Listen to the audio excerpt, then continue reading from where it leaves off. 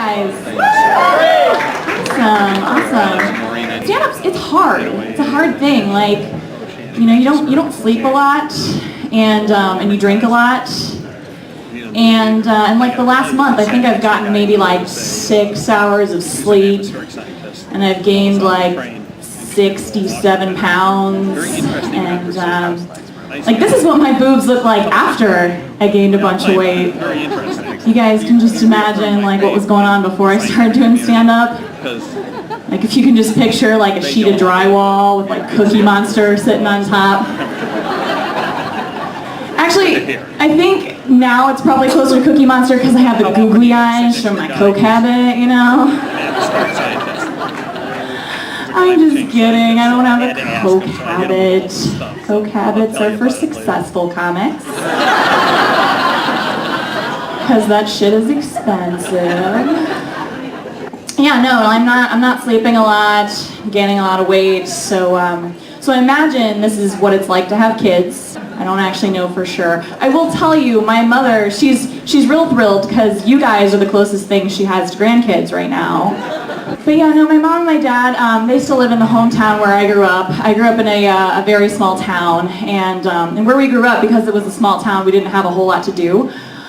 So one of the things we would do to sort of pass the time is try to figure out what your porn star name would be.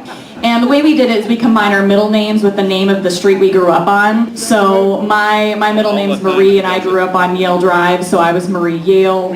One of my really good friends was Renee Parsons. My cousin was Rochelle, County Road 46. She was really good at Anal Debutantes 12. I don't know if you guys ever saw that. Just check it out, definitely. Another way, actually one night on Facebook I saw people trying to come up with their porn star names, but they were using a different formula. They were combining the color of their underwear with the last thing that they ate. So there was a lot of like black sushi and white quarter pounder with cheese. And so I was like, all right, I'll play. Commando Taco. I was great in Anal Debutantes 12. I don't know if you guys got a chance to check that out, but I highly recommend it. Something else I figured out growing up in a small town is that I have this little hidden talent, and it's my bicycle horn impression. And I realized like where this can really come in handy whenever I'm like out on the bike trail. I don't use the bell. I just decide when I'm like coming up on someone, I kind of pedal up on them real fast, and I just go and just pass them real quick. And another place I found that to be particularly useful is if like I'm at a party and their conversation kind of hits a lull, and it gets kind of awkward, I can just kind of walk up and just go, and then it just kind of breaks the ice. Everyone just kind of wonders what the hell just happened. Can you imagine if like the rest of my set I just stood up here and was like that's, sorry guys, this is what I got 7 more minutes, this is what it's gonna be. It's pretty cool though, like as a girl I can stand up in front of a whole room full of people and grab myself and no one wants to call the cops, which guys can't really get away with. Another cool thing about being a girl I realized is you get most of your drinks paid for, which is pretty sweet. I actually didn't know that shots cost money. I just thought they were like a cool little palate cleanser you got for like the $15 Cosmo you just made some guy pay for.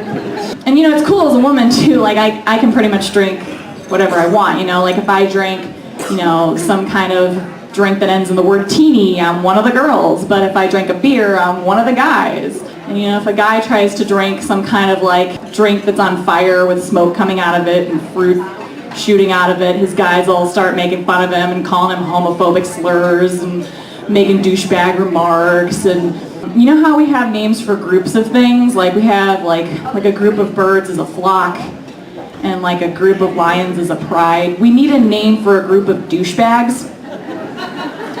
And I was thinking maybe we could call it like a Kanye. Or like a Manziel. What I'm trying to say is it's cool that women benefit from low expectations.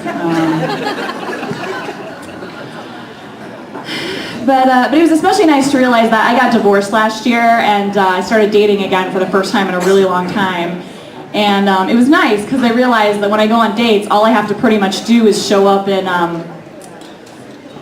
well, I was going to say like a low-cut top and a really short skirt, but ladies, let's be honest, like we could pretty much show up in yoga pants and a Hello Kitty t-shirt and we'd still get laid. It's the nice part about being a lady. I actually told that joke a couple times at some sets recently, and I've had some guys go, no! And a guy like sarcastic clapping me the other night, just like, yeah. He's like, you know, the kind of guy who looks like he hasn't seen the sun in a while, or a vagina in ever. All right, he's seen a vagina, but like the last time it happened, he was coming out of it, so like, doesn't really count. But yeah, I got divorced last year, so I guess it had been a while since I'd seen a vagina too. Specifically mine. But I guess others. And so I realized it'd been about a decade since I had to worry about doing things like buying condoms. Did you guys ever wonder, like, if there was a way you could figure out, like, if someone had HIV without the expensive testing? Like, maybe you could just, like, see it on their skin and like, we could call it, like, visual aids or something like that. But no, I worried because I had to do things like buy condoms, which I hadn't had to do in a really long time, and I worried because it had been like 12 years, and I was like, well, shit, they probably have like Bluetooth or Wi-Fi now, and I don't know how you find a hotspot with those. So I was a little worried about that, and you know, you're gonna probably imagine that a lot of the flavored ones are gluten-free, and you got to worry about that. But yeah, like I said, it had been a while since I dated, and I worry because getting back on the dating scene, like I was lucky enough to land me a special guy, but I always want to be prepared in the future if that doesn't work out. So I was kind of hoping, real quick, if I could test out my pickup lines on you guys, just to make sure I still have some game. Is that cool if I test them out on you guys right now? Cool, because I'm going to do it anyway. All right, so first up.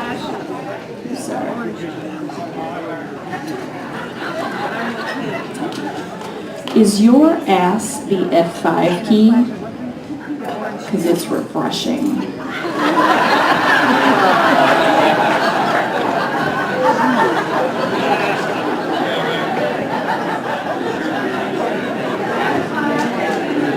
Hi! So just so you know, I like my men like I like my baked potatoes. Cheesy and loaded. And I also like to eat the skin.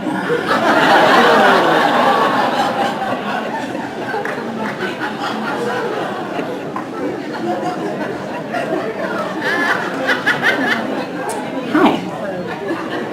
I was just wondering, are your teeth really bad dancers? Because they're really white and straight.